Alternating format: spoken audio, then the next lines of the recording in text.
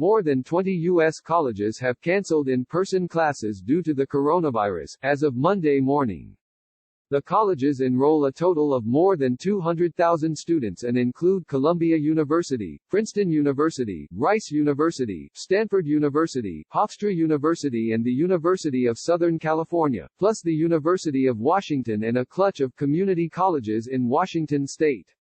Education technology specialist Brian Alexander of Georgetown University has been leading an effort to track coronavirus-related higher education closures. He says he expects to see many more in the coming days and weeks. Higher education has a very strong herd mentality, so I think once University of Washington made a shift to teaching online, I think that really got everyone excited. Many of the colleges announced that they were pausing in-person classes after students or staff members tested positive for the virus. Others, such as Midland University in Nebraska, announced only that they were canceling out of an abundance of caution. Events for prospective students, like Stanford's Admit Weekend, have also been canceled. But many campuses are following guidance from the Centers for Disease Control and Prevention and are staying open when possible to offer housing and meals to students. Research labs, including those investigating the coronavirus itself, will in most cases remain open. University of Washington spokesperson Victor Balta told NPR, "The campus is not closed, therefore any researchers who need to come to campus are able to do so." In addition, some of the colleges that have canceled classes, such as Rice and the University of Washington, are continuing to hold athletic events. In most cases, colleges that have canceled in-person classes have taken steps to offer some instruction online in the interim, and those that are still holding classes are preparing to do the same if necessary. Stanford spokesperson E.J. Miranda told NPR, "We are not canceling classes. We are implementing online instruction for the remaining 2 weeks of the quarter."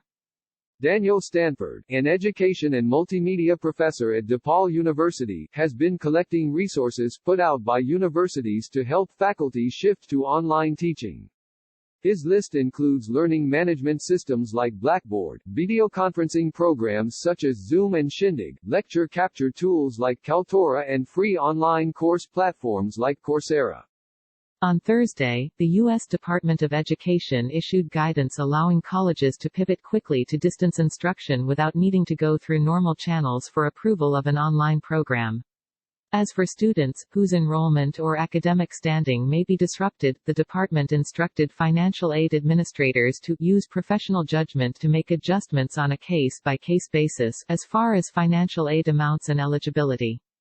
The Centers for Disease Control and Prevention advises that higher education institutions that have not yet identified the virus in their community take several steps now, including updating emergency operations plans, promoting basic hygiene and stepping up cleaning and disinfection protocols.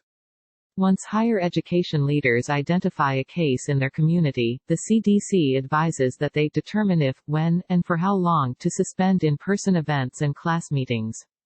The CDC recommends that campuses try to maintain basic services, including housing and meals. For example, rather than serve meals in dining halls, the agency suggests alternatives like grab-and-go lunches.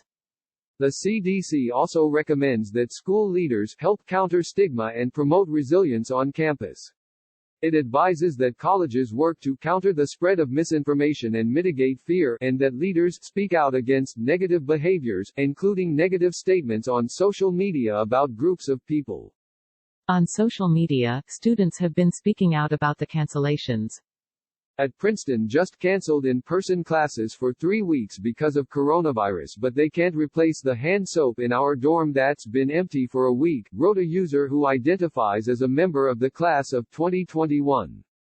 On Sunday, a Twitter user who identifies as a student at Fordham University wrote, "Columbia canceled class cause one person was exposed to coronavirus. Meanwhile Fordham is staying open with like 5 people exposed." The next day, Fordham canceled classes.